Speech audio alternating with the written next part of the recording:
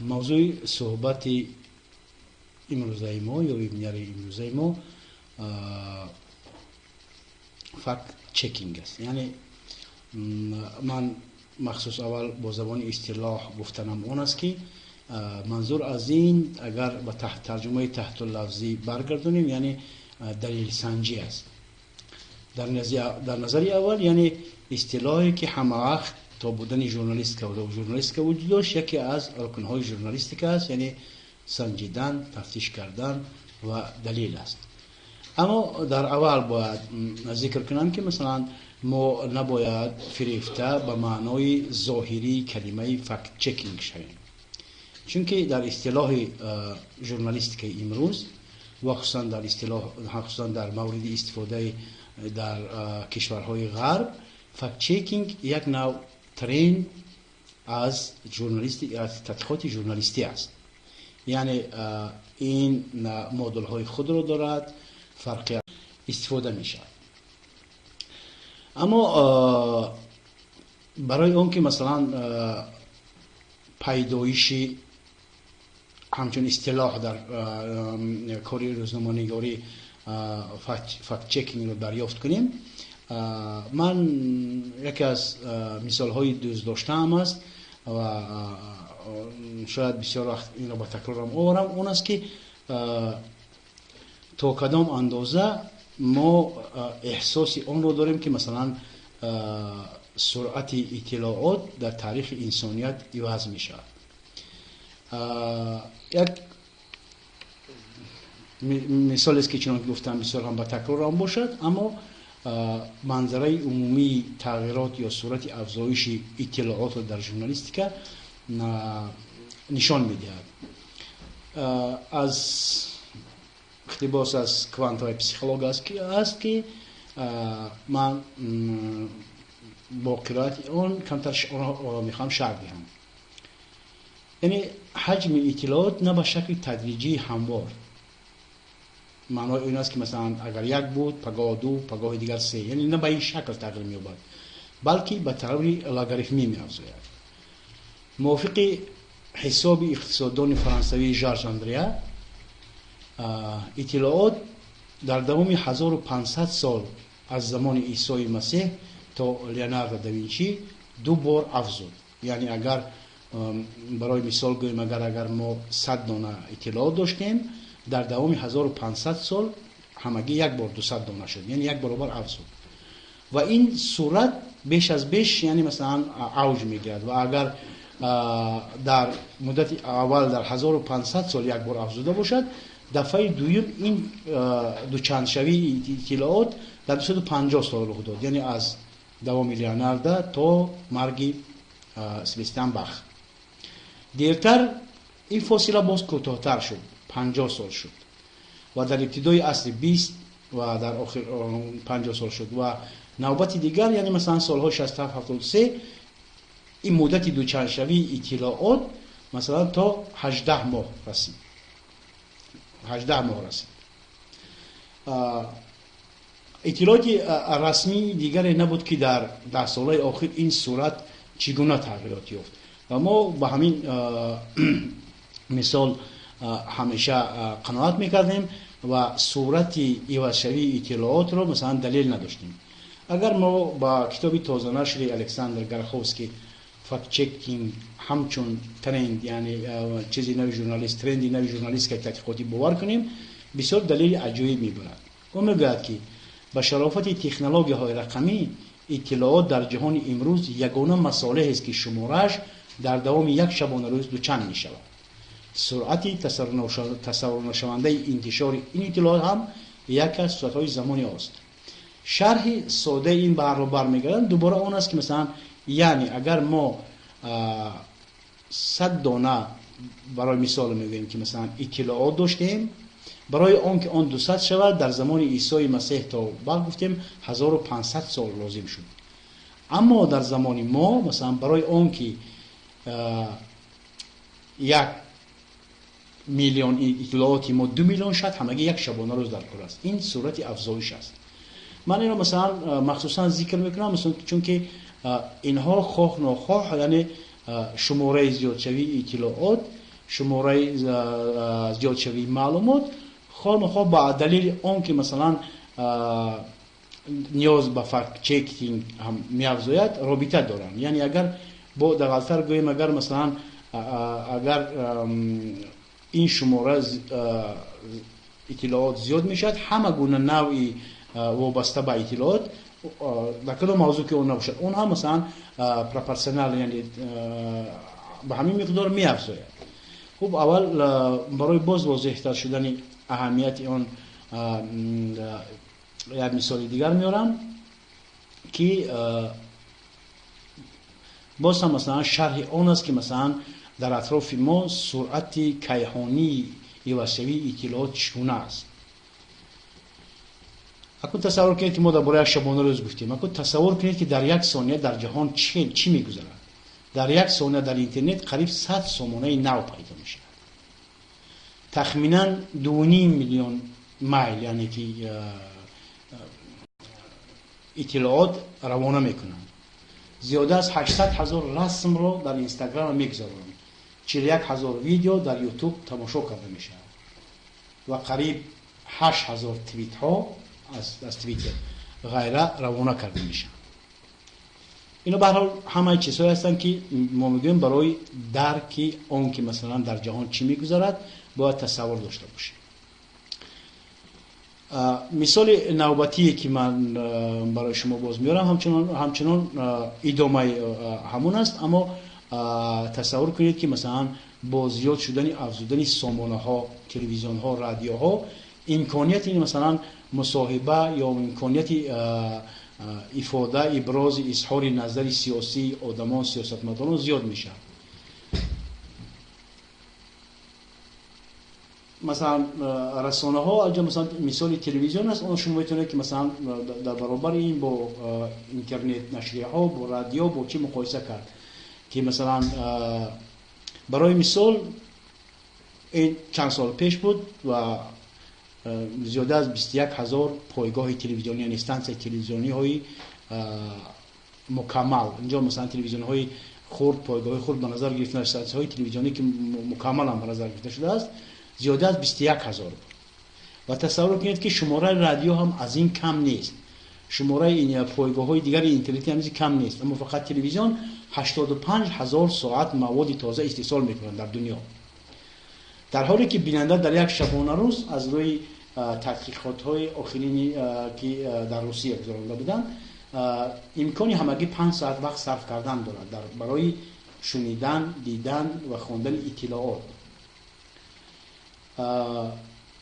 معنای این دارد که مثلا استحصال یک روزه مواد تلویزیون ها، تنها تلویزیون ها برای یک آدم کافی است که تمام عمر تماشا کند یک روز و همون روز هم فرا نگیرد. و در زمانی که گفتیم از باران بیشتر به سر بیننده خبر می‌ریزد، وظیفه ژورنالیست کمتر عوض میشه. یعنی وظیفه ژورنالیست دیگر مثلا در عاجلیت پیدا کردن اطلاعات کمتر است، بلکه از غلبیل گذراندن، تفتیش کردن و سنجیدن و تفسیر کردن خبر و ویا است. ما این را در پایان مستقیما ربط میدهیم به موضوعمون و الحال قبلا میگم که موضوع ما هرچند که فکت چکینگ است و هشدار میدیم که به معنای ظاهری و ترجمه اون پابند نشوید، هرچند که مثلا اون را به حضور دلیل سنجی، تفتیش خبر، اطلاعات میتوان ترجمه کرد، اما ما چون که در بالا گفتم با این اصطلاح همچنین یک اصطلاح علاهیده تحقیقات روزنامه‌نگاری نظر میکنیم و پیشاپیش میگم که برای اون که اشتباه نشود و نفری از شما گمان نکند که مثلا فکت چکینگ یک ژانر نو در ژورنالیستیک است، پیشاپیش میگم که نه، بر صورت فکت چکینگ یکی از ترندهای نو در ژورنالیستیک تحقیقاتی است. خوب، اگر گفتیم که ژورنالیست تحقیقاتی است و گفتیم که مثلا از پیدایش این کسب ژورنالیستیک وظیفه بی‌واسطه هر یک ژورنالیست تفتیش کردن، سنجیدن و دقیق کردن اطلاعات، همه گونه اطلاعات است. اما سوال به میاد که مثلا اگر تفتیش کردن مال تحقیقات باشد یا اگر فکت چکینگ یک نوع از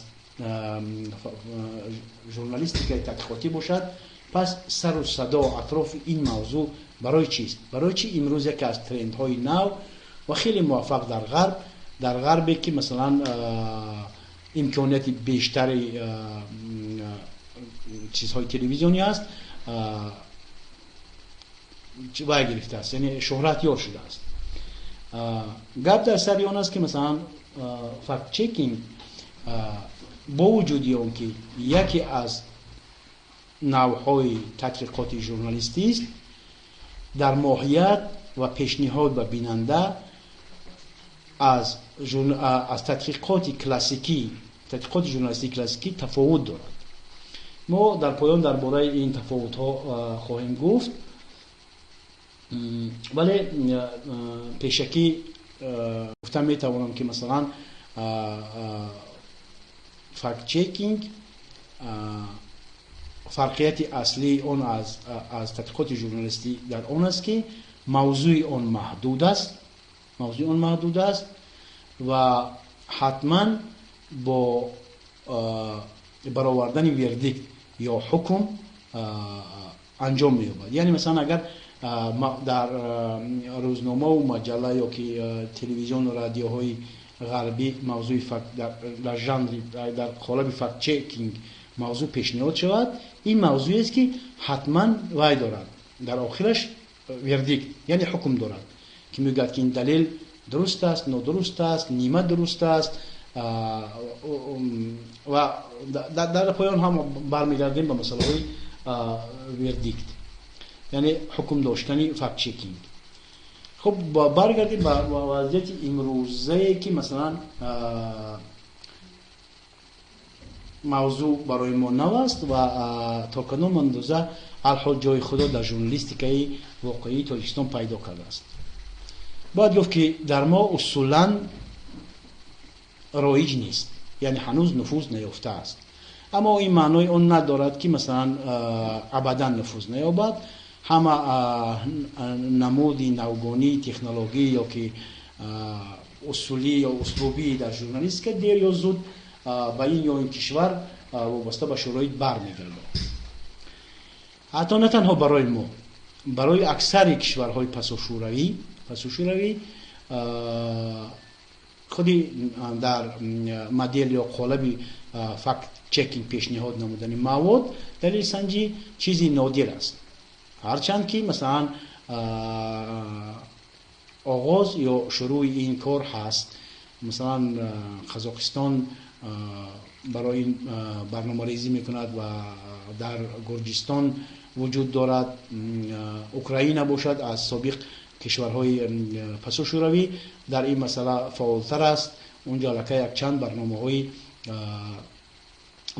برنامه‌هایی که در قالب فکت چکینگ مواد پیشنهاد میکن وجود دارد.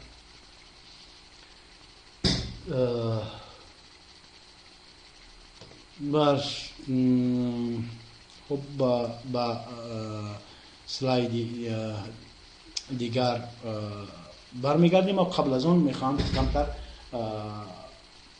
شرح دارم که مثلا از وارد شدن این ترند در ژورنالیستیک به شهروند عادی و به مردم چی میرسد. گپ سری اون است که خودی همین نوعی تحقیقات ژورنالیستی فکت چکینگ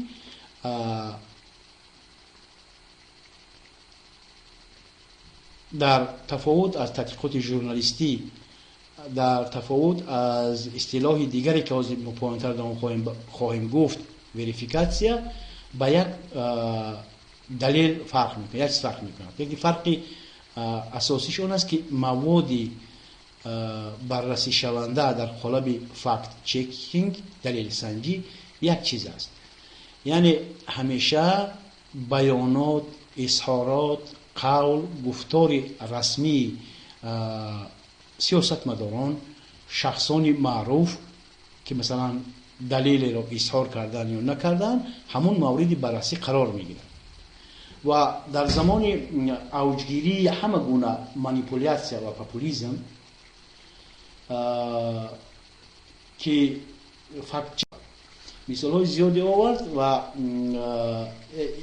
یک مثال از تاریخی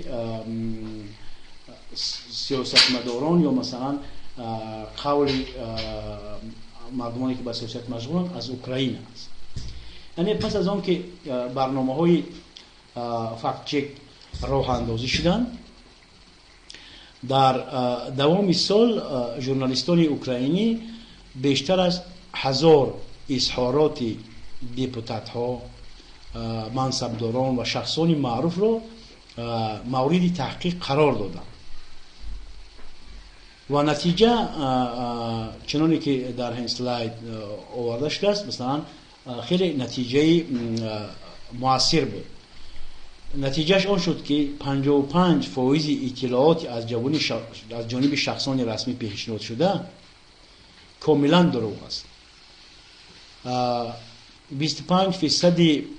این اطلاعات، این بیانیه ها و اظهارات ها آنها نسبتاً درست یا به حقیقت نزدیکند، اما به هر صورت یعنی اشتباه، خطاها و دیگر نادرستی ها در این اطلاعات وجود دارد.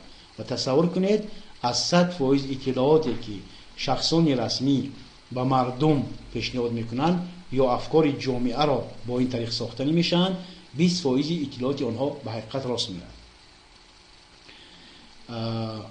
مثال دیگری خیلی عجیبی دیگر هست که لازم بیارد، این از تاریخ انتخابات امریکایی هاست.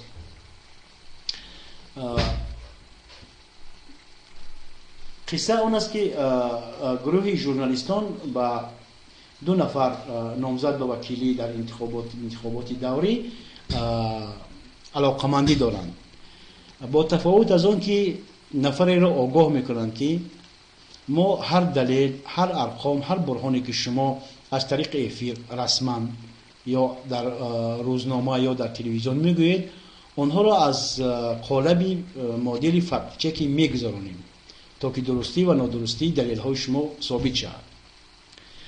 نفر دوم را از این قضیه آگاه نمی کنند، یعنی از 2 دعواگر یک حوزه انتخاباتی یک را انتخاب میکنند که موردی فکت چکی قرار خواهد گرفت موضوع شما و دوم را آگاه نمی کنند. و پس از انجام معرکه انتخاباتی یا که دوره انتخاباتی تفتیش دلیل هر 2 دیپوتات موردی بحث قرار میگیرد و عجایبش اون است که از نماینده وکیل مردمی که آگاه شده بود که از فکت چکی میگذارد نسبت به وکیلی که آگاه نشده بود 70% مواد 70% مواد فکت رقم‌های پیشنهادی نموده اولی 70% کمتر است. یعنی این معنای اون دارد که وقتی که جامعه موردی مثلا مانیپولیاسیا و پاپولیزم، خب این هر 2 کلمه شاید که منطقاً اختلاف داشته باشند، اما نتیجه اون است که مثلا موردی مانیپولیاسیا و پاپولیزم قرار گرفتن مردم معنای اون دارد که شخصان مقصدناک از افکار جامعه، از شعور مردم، یعنی به خاطر مقصد پیاده کردن مقصدهای خود استفاده میبرند و بیشتر وقت با میل به اون که مثلا دلیل و ارقامی برای خودشون ضرور رو مثلا ارزششون رو بالاتر میگذارند و رقم و دلیل هایی که برای آنها اهمیت ندارد آنها رو کمتر نشون میدن. یعنی مانیپولیاسیا و پاپولیزم همه وقت در چیزهای رسمی که به هدف معین روانه شدن وجود دارند. خوب این ما کمتر کمتر پیش رفتیم کم تقفو برگردیم و درباره سری مقصد بگیم. یعنی مثلا محدود میشیم الحال در موضوع اصطلاح دلیل سنجی چیست و اون تاریخی داره. اولین منبع ها یا سرچشمه هایی که با پیاده سازی یا برنامه ریزی فکت چکینگ مشغول شدند تقریبا از 30 سال پیش چنین پایگاه ها و اشاره ها در این مورد عرضی وجود کردند، اما رسما همچون اصطلاح و همچون برنامه هایی که اعتراف شدند و به مردم قبول کردند تاریخ این ژانر چندان دراز نیست. تقریبا گوییم که 15 سال اخیر همچون اصطلاح با این ژانر با تحقیقات ژورنالیستیکی یک نوع تحقیقات ژورنالیستیکی وارد شد و ابتدای آن سر میشد از سال عموما یعنی دلیل سنجی یا فکت چکینگ محصول ذهن یا کاربردی ژورنالیستیک اوراسیایی نیست. اون به هر صورت تاریخ امریکایی دارد و سال 2003 اولین برنامه بود که مثلا در زیر مدل فکت چکینگ با کار شروع نمود. صورت افزایش و مثلا واقعا مثلا مود بودن این نوع تحقیقات ژورنالیستی نشان داد که همگی در یک سال بعد از یک سال شماره برنامه یا لایحه هایی که زیر مدل فکت چکینگ کار میکنند با 44 افزود. در سال نوبتی دیگرش یک سال بعد تا سال 2006 متناسباً 94 و 2015 شماره نهایی برنامه هایی که در همین مدل فکت چکینگ کار میکنند به 114 تا رسید. یعنی در مدت تقریبا 15 سال از یک برنامه‌ای که با این مدل کار میکرد شماره آن در جهان به 114 تا رسید و الحال برنامه‌هایی که در همین مدل در همین قالب کار میکنن در 47 کشور دنیا وجود دارند. این درباره تاریخ کوتاهی و ژانر این ترند باید گفت که حتی سال 2015 پلتفرمی به نام شبکه عمومی جهانی فکت چک وجود دارد، IFCN، و هدف این سازمان اون است که مثلا تمام برنامه هایی که در تمام دنیا زیر این نام فعالیت میکنند اونها رو مانیتورینگ میکند و همچنین از آنها پشتیبانی میکند.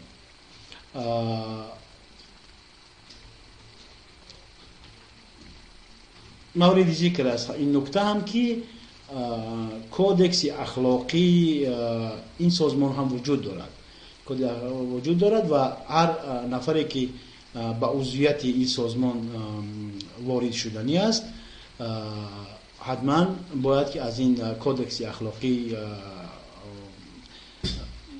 شبکه بین المللی فکت چکینگ رعایت کند.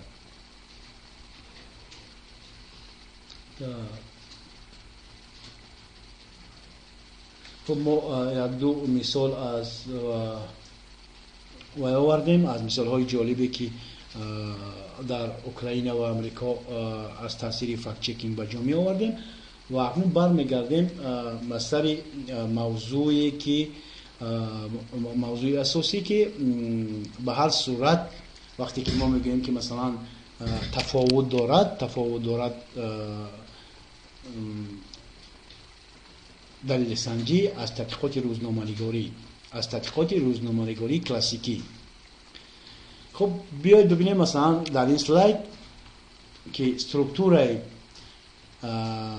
تحقیقات روزنامه‌نگاری کلاسیکی از چی عبارت است. یعنی از روی استرکتور عبارت است تحقیقات روزنامه‌نگاری از ابیکتی تحقیقات، بعضی اثبات کننده یا ثابت کننده این عمل ها، مثلا این فعالیت، شرح کارشناس یا نتیجه گیری، شرح جانب های درگیر یا اونایی که مثلا در تحقیقات واردن هر دو جانب و خلاصه. اما مثلا وقتی که ما این دو استرکتور را مقایسه میکنیم به یک چیزی دقت کنید، مثلا که ابیکتی تحقیقات روزنامه‌نگاری کلاسیکی این همه گونه دلیل است، همه گونه حادثه است، همه گونه حادثه است که آموزش رو طلب میکنند و حادثه است که به تحلیل نیاز دارند. اظهارات است که مثلا اظهارات رسمی است که باید رد یا تصدیق شود و هر شهادتی که مثلا شاهدان یا شهادتی که است شهادت مستند یعنی موثق حجت کننده داشته باشد و در بعضی ثابت کننده با وجود معلومات آماری گوناگون و دلیل های حجت شده و اشتراکدار حادثه حجت ها می توانند همچنین از منبع های رسمی غیر رسمی و مثلا از منبع های مثلا افشا نشده یا همه گونه منبعی که برای تحقیقات کمک میکند محقق در تحقیقات کلاسیکی استفاده میشه. شرح کارشناس یا نتیجه گیری مثلا دیگر عامل استرکتور تحقیقاتی به خاطر مثلا افزودن قدر یا مقدار وزن تحقیقات است، بعضی را اثبات یا انکار میکند. برای برطرف نبودن سوبیکتیویت در تحقیقات ژورنالیستی مثلا دو و یا زیاده کارشناس رو جلب میکنند. برای چی جانب هایی که در تحقیقات اشتراک میکنند شرحیان ها ضرور است. این فقط و واقعا هم برای همین برای جنبه ابجکتیویت موضوع رو نگاه داشتن، یعنی که خالصانه بودن است و خلاصه همه گونه نمود تحقیقات روزنامه‌نگاری کلاسیکی این نکته های مهمی که مثلا در تمام معلومات تحقیقات آورده شده در تمام معلومات های در تحقیقات هستند، یعنی ابراز نمودن نکته های مهمی همین تحقیقات است. به همین طریق بخواهد ما سترکتوره و براتون پیشنهاد میکنم سترکتوره مثلا دلیل سنجی یا فکت چکینگ رو. این سترکتوره چی فرق داره؟ فرقی نظررس اگر اون سترکتوره در یادتون باشد ابیکت تحقیقات همه گاهونه حادثه انگیزه حالت برآمد یا مثلا حادثه هایی که سر و صدا در جامعه دارن میتونن ابیکت تحقیقات سترکتوره تحقیقات ژورنالیستی رو برن. اما در سترکتور فکت چکینگ به نظر اندازید که مثلا ابیکت تحقیقات چی است؟ اظهارات برآمد یا نطقی که میتوان تحقیق کرد. یعنی اصلا اینجا سر میشد محدودیتی تفاوتی دلیل سنجی از تحقیقات روزنامه‌نگاری. ماهیت موضوع این مقدمه کوتاه اطلاعاتی است که مثلا با نام اظهارات یا با وی مثلا اون شرح ایدئولوژی میدهد.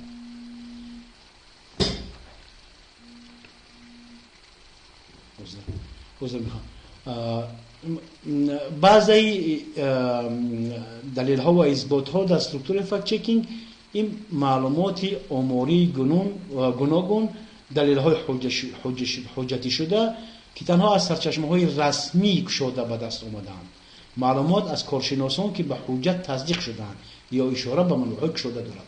یعنی در بعضی اطلاعاتی یا که بعضی ثابت کننده مثلا موضوع اگر در تحقیقات ژورنالیستی همه گونه منبع باشد استفاده اون در استرکتور فکت چکینگ فقط معلومات آماری یا مثلا دقیق شده یا رسمی است. یعنی هر گونه معلومات بیرونه، هر گونه معلومات افشا شده در استرکتور فکت چکینگ جا نمیگیرد. آن تکیه به معلومات رسمی شده دارد. این معنی اون ندارد که مثلا تنها معلومات رسمی شده داخلی در فکت چکینگ هم میتونه که مثلا به کارخانه های خارجی به دولت های دیگر مراجعت کنند. اما این مراجعت بعد رسمی صورت گیرد و جواب رسمی باشد و فکت چکر یعنی اونی که با دلیل سنجی مشغول است استناد و تکیه میکند همیشه به دلیل های رسمی گشاده. و نقطه آخرینه که مثلا ما در وای نداریم، مثلا در تحقیقات روزنامه‌نگاری ما حکم نمیبریم. ما یعنی در تحقیقات روزنامه‌نگاری کلاسیکی ما معمولا مثلا نقطه های مهمی تحقیقات رو بررسی میکنیم اما حکم نمیگذاریم. حکم مثلا محصول اندیشه و خیالی مثلا خواننده بیننده است. استرکتور فکت چکینگ با اون فرق میکند که همیشه موادی که از این مدل گذاشته شده است وردیکت دارد، یعنی حکم دارد که مثلا فکت و رقم درستند یا نادرستند یا کاملا نادرستند یا پورا درستند به همین شکل.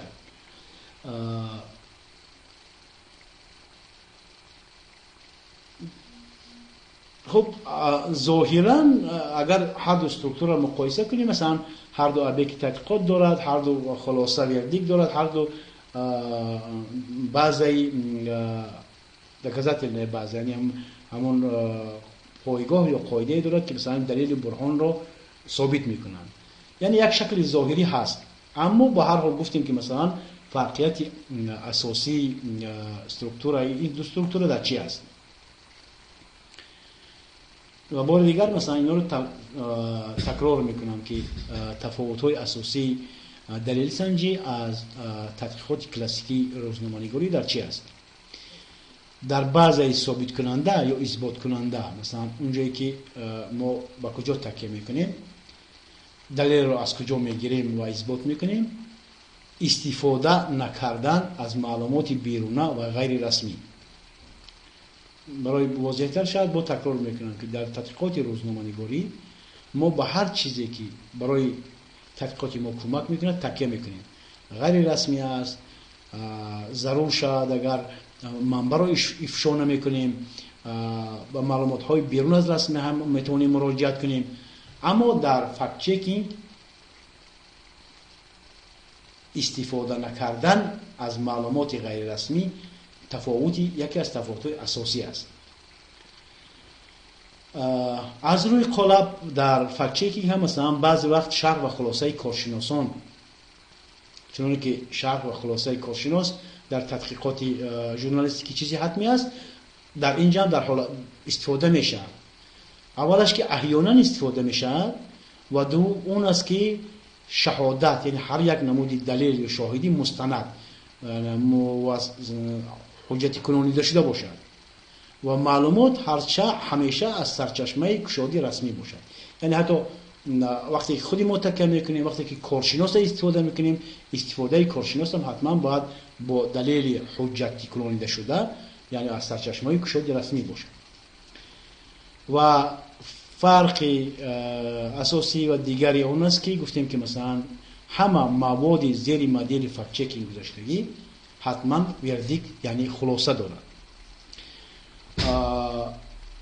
طرز خلاصه براری گوناگون است، اما از مدل های به ما معلومی مثلا چیخی، اوکراینی و بعضی امریکایی ها هر موادی که از فکت چکینگ میگذارد تقریبا در 3 نمود حکم وجود دارد.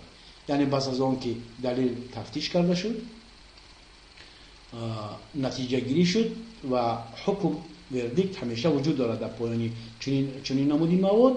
اون است که مثلا مواد آیا به حقیقت راست میاد، به حقیقت راست میاد، نیم پوره راست میاد، یا مثلا دروغ است. در اینجا یک چیز باید ذکر کرد شد که مثلا در 47 کشور دنیا در همه به همین شکل نیست، یعنی وابسته به منتالیته، وابسته به بعضی چیزهای خصوصی یا مثلا موجوده چیزهای اتیکی هر کشور تخمینا تا از 3 تا 10 نمود حکم برآوردن حکم وجود دارد.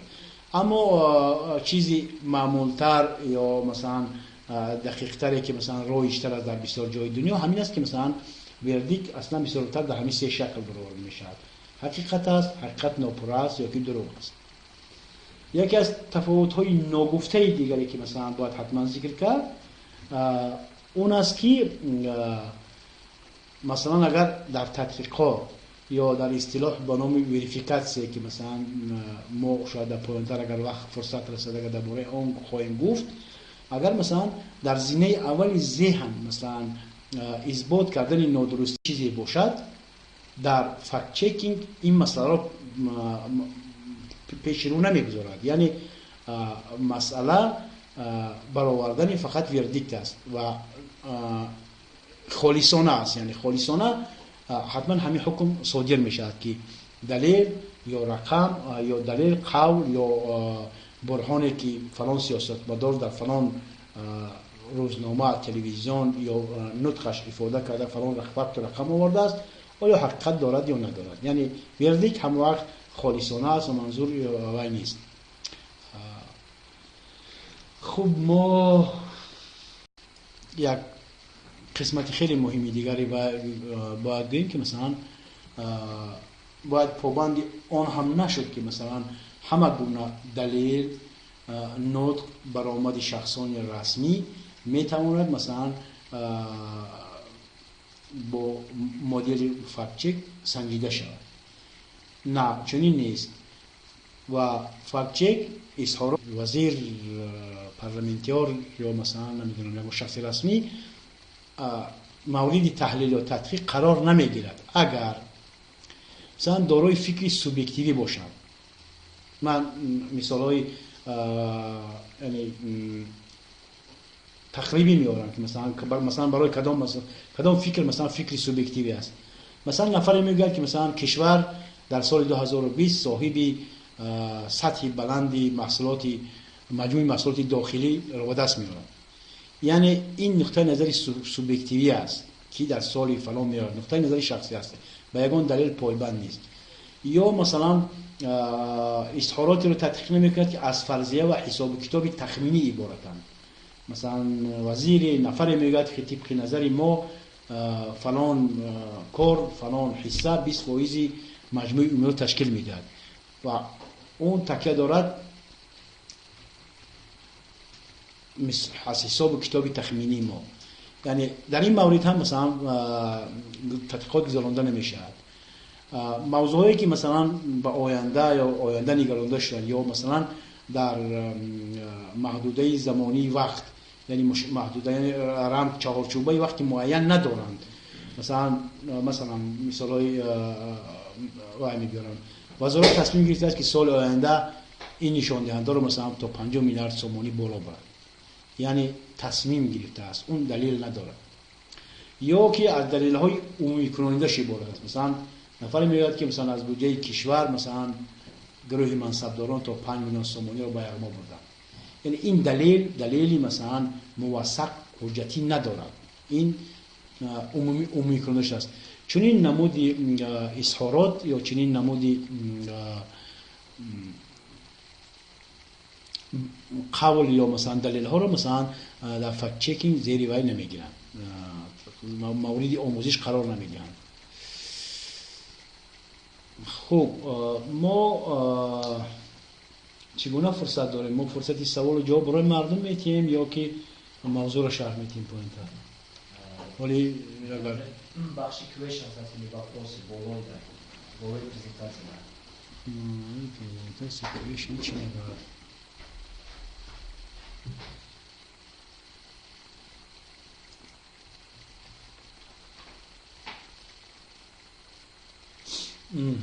اما این یک سوال است از برادر قیام‌الدین نعمتوف.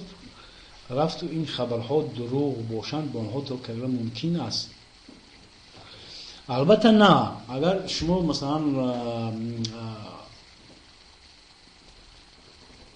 شرح من واضح‌تر نباشد و شما اینو دقت نکرده باشد، مسئله یک چیز است. گفتیم که فکت چکینگ فقط تکیه میکند به خبر و دلیل‌های مثلا رسمی. و خبر و دلیل‌های رسمی اون است که اگر مثلا وزیر میگوید که مثلا 50% ماهانه مردم زیاد شده است، حتما در بعض اطلاعاتی بعض اثبات کننده مثلا ما پیدا میکنیم از مینفین که حجتی که تصدیق میکنه که واقعا معاش مردم 50% بالا رفته شد. و اگر مثلا رفت این خبر دروغ باشد به اون تکیه کردن چه ممکن است؟ تمام رفت معنی فکت چکینگ هر یک خبری که کسی اطلاعی که پخش میکند اون رو سنجیدن است و پس از سنجیدن وردیک برآوردن که میگه که این خبر دروغ است و این خبر مثلا راست است. یعنی ما معنی فکت چکینگ همین است که هر خبری که ما از کسی میشنویم رسمی، خبر شخصانی رسمی و در سرچشمه‌های رسمی، اون رو با سرچشمه‌های رسمی دیگر مقایسه میکنیم و معلوم میکنیم که خبر راست است یا دروغ. در این مسئله مثلا فیک باید مثلا گویم که مثلا در فکت چکینگ مثلا سه اصطلاح هم وقت پشت هم نظارت کرده میشه. مثلا این وقتی فکت است و وقتی فیک است و وقتی فکتوید است. تفاوت اینا فکت معلوم، معنی فیک یعنی مثلا دروغی مستقیم، دروغی رو است. و وقتی که مثلا ما فکتوید میگوییم، فکتوید این اون است که مثلا با دلیل بیان شدنش از جانب یک شخص رسمی معلومات مثلا شکل رسمی میگیرد. اما در هر صورت معنا اون است که خود استرکتور فکت چکینگ اون است که خبری که ما از شخص رسمی، شخصان معروف و تنها از سرچشمه‌های رسمی، یعنی نطقی باید در تلویزیون، برآمدش در رادیو، نوشتجاتش در روزنامه پیدا میکنیم، ما اون رو مثلا با حجت‌های همسان رسمی مقایسه میکنیم و تفتیش میکنیم و وردیک میبریم که مثلا خبر واقعیت دارد، خبر ناکامل است یا خبر دروغ است. یا معلوماتی که از جانب انستیتوهای بین‌المللی نشر شده نیز معلومات رسمی به حساب می‌روند. این به سوال عبدالملک زیر مفهوم معلومات رسمی ما تنها معلوماتی از جانب انستیتوهای دولتی نشر شده رو می‌فهمیم و معلوماتی که از جانب انستیتوهای بین‌المللی نشر شده نیز معلومات رسمی به حساب می‌روند. زیر مفهوم معلومات رسمی است به هر صورت این معلومات رسمی است. مثلا اگر معلومات انستیتوی بین‌المللی بانک عمومی جهانی در این باره مثلا معلومات پیشنهاد کرده است، این معلوماتی است رسمی حساب میشه.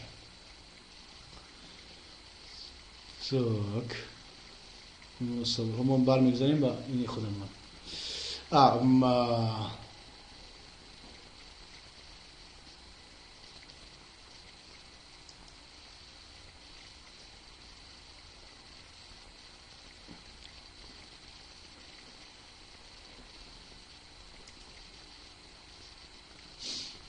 خب ما در ابتدای سخن ما گفتیم که مثلا در برابر مثلا مفهومی فکت چکینگ مفهوم دیگری خیلی مهم و به نظر من مثلا بیشتر الحال مثلا برای ژورنالیست که دوستان کار آمد وریفیکاسیا است. وریفیکاسیا ترجمه با حرف تحت لفظی وریفیکاسیا گریم مثلا تایید یا مثلا تصدیق درستی دلیل است، دلیل یا که رقم و برهان است. تفاوت اصلی توافت بین وریفیکاسیا و دلیل سنجی هم در آن است که در قسمت وریفیکاسیا دامنه یا که مثلا موضوع یعنی فراختر است. در آن میتواند مثلا همه گونه نمودی اطلاعات، صورت، رسم، خبر مورد نظرسنجی قرار گیرد و درستی اون تایید شود. خوشبختانه مثلا در این موضوع ما میتوانیم گفت که اندک پیشگامتر هستیم. به هر صورت در خزینه بعضی سازمان‌های مثلا فوند بنیادی مدد خام بروکن خب حال باشه بار درست شد یک کنده شد مثلا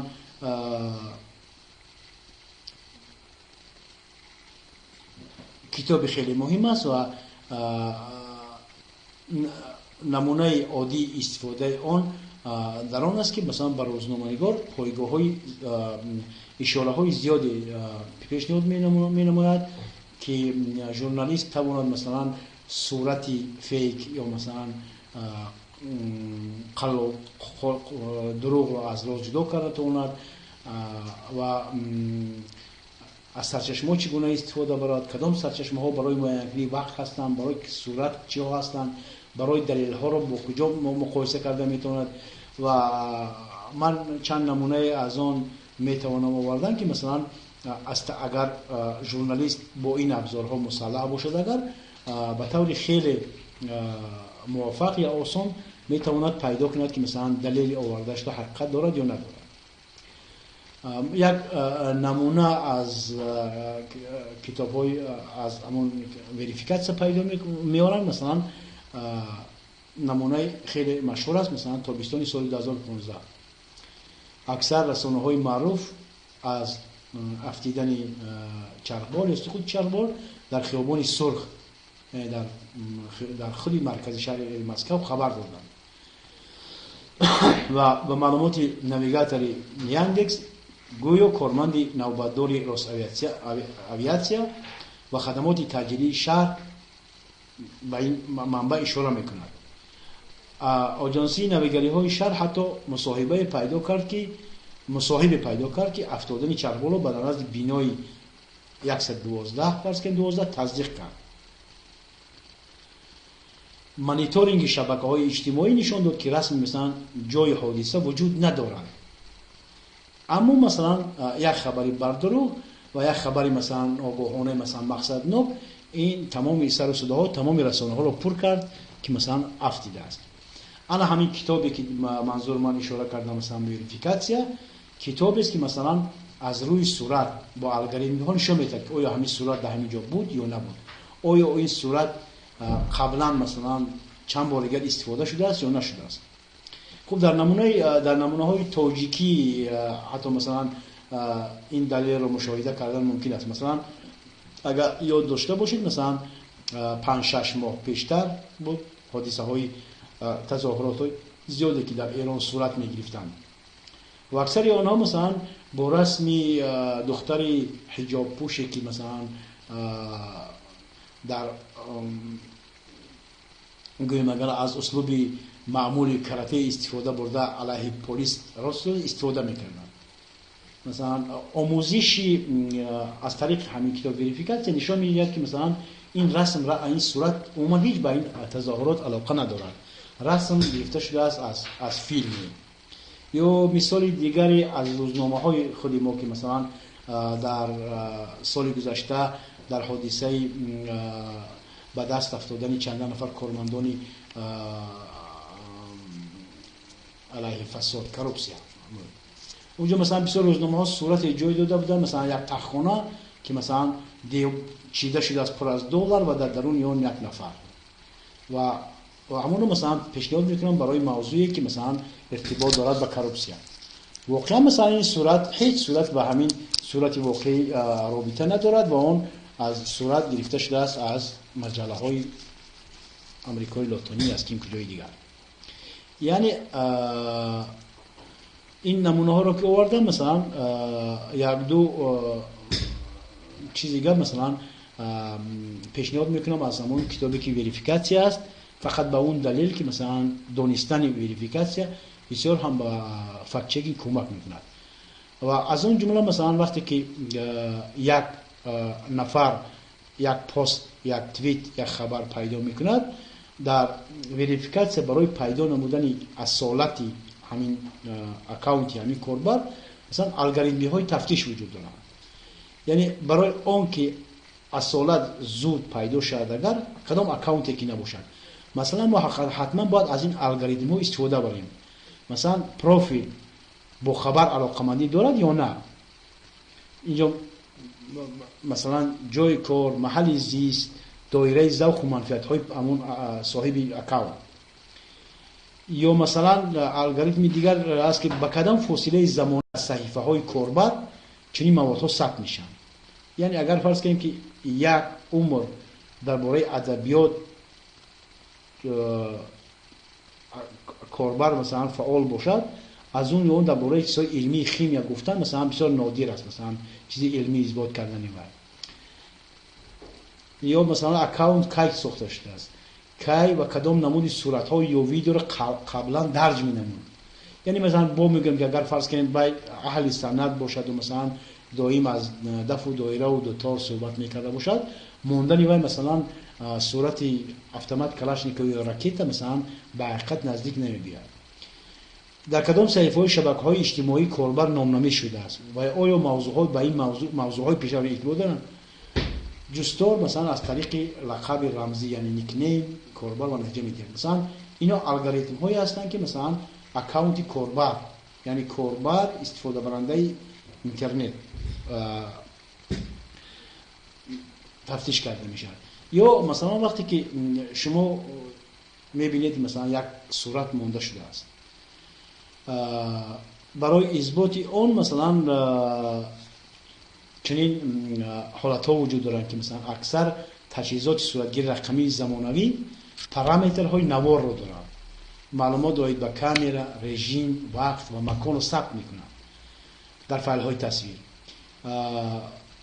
با کمک فرمت اکسایت ثبت میکنند. مثلا این داده ها رو میتونم با کمک خدمت رسانی های آنلاینی جفریز اکسایت ویور یا فیندکس.com کشیده گرفته. مثلا اینها رو مثلا در همون قالب وارد نموده دلخواه صورت رو میتونید معلوم کنید که این صورت اصالتش مثلا از کجا پیدا شده است.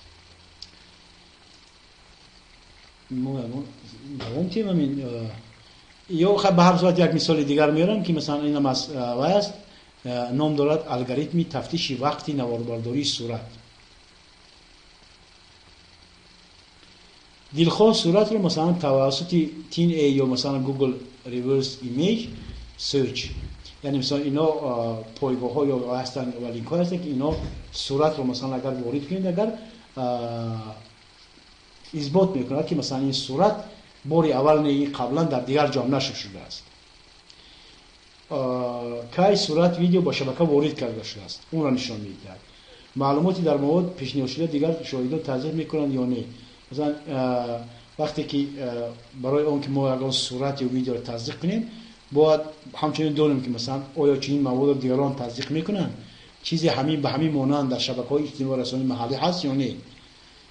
و حتی هوای تصویر، مثلا ما اگر میگیم که مثلا زمستان رخ داده است و هوای تصویری حادثه هوای بهاری یا تیرماهی است، معلوم است که دروغ میگن.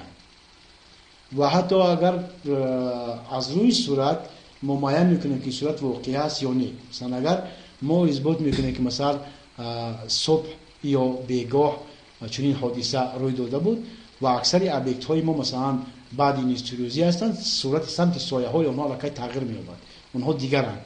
یعنی اینها چیزهایی هستند که من تکرار میکنم که اصلا با وریفیکاسیون علاقه‌مندن، اما دانستن اینها مثلا برای اونه که در ساحه فکت چکینگ کار میکنه کمک میکنن. و دقت کنید مثلا با الگوریتم برای تفتیش جا یا مکانی نوارداری صورت یا ویدیو،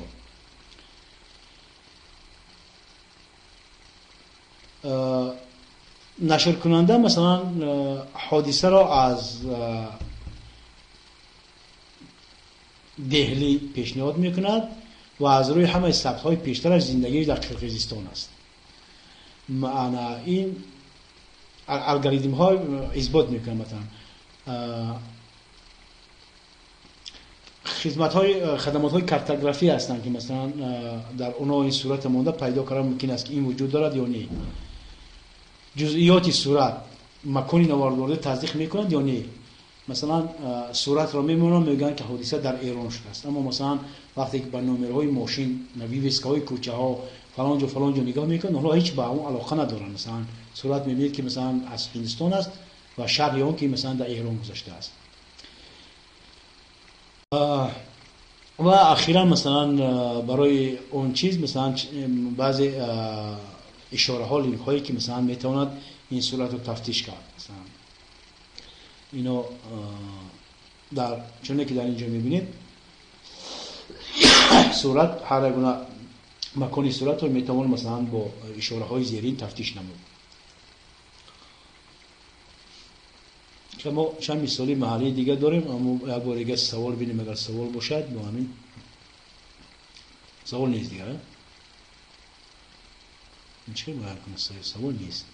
اتین سوال نیست. خیلی متاسفانه موضوع ما خیلی وسیع‌تر است و ما با اشاره‌های کوتاه انجام دادیم. اگر به هر صورت از نفرایی که دیرتر هم یگان سوال درخواست پیدا شد، ما از طریق اینترنیوز و از طریق مدیراتوری این لحظه ما رستم گلوف بنده رو میتونید پیدا کرد و سوالایی که اگر با فکت چکینگ یا تفاوتی اون با تحقیقات ژورنالیستیکی و کمک اون از طریق وریفیکاسیون باشد، آماده‌ایم در خدمتتون باشیم. تشکر. یک دقیقه پیش از مولاد برای شما وقتی استراحت. و در آخر یک چیز رو مخصوص میخوام قید کنم. اینجا از یک سابق پروفسوری وی است. من میخوام درباره اون با کسی که ما رو میشنود اظهار نظر نمیم که مثلا ژورنالیستیکا در همه سطح به کسی باور نکردن است. باور نکردن تفتیش رقم است.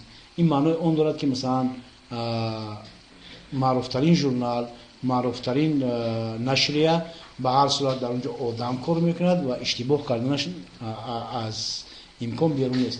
من از یک اقتباس پروفسور مکتب ژورنالیستیک دانشگاه کلمبیا شهر نیویورک، جانینا سگنینی، یک اقتباس رو میخوام خوندن. بسیار هم موفق گفته است که میگوید که محتوای کوتاه نقل اون است که مثلا اکثر آدما مثلا به بانک عمومی جهانی باور میکنن که مثلا داده هاش بسیار درسته و دیگران هم استفاده میکنن، اما مثلا حتی به همون باور کردن نمیشه. و دو مثال عادی میبرد. مثال اول اون است که مثلا در تمام حسابات های این بانک عمومی جهانی چنین رفته است که بزرگترین لایحه دستگیری شده از جانب این بانک در هندوستان وجود دارد و رقمی 29 میلیارد زیاده 22 میلیارد همه جا ثبت شده است و این سال از سال ادامه می‌یافت و همین رقم است. اما وقتی که ژورنالیست اون رو پیگیری میکند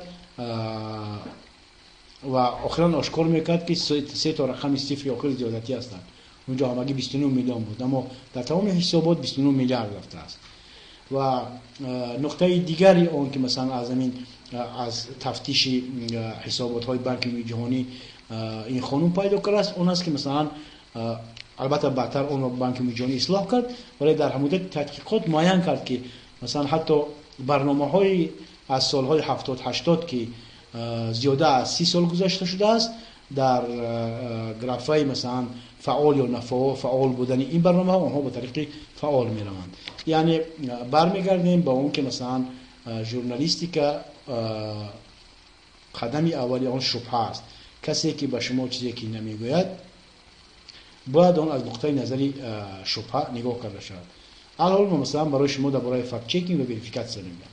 شما میتوانید مستقیما من باور نکنید، اما برای اون که من باور کنید شما باید که حتما این کتاب رو خونید. خیر تو بازدید.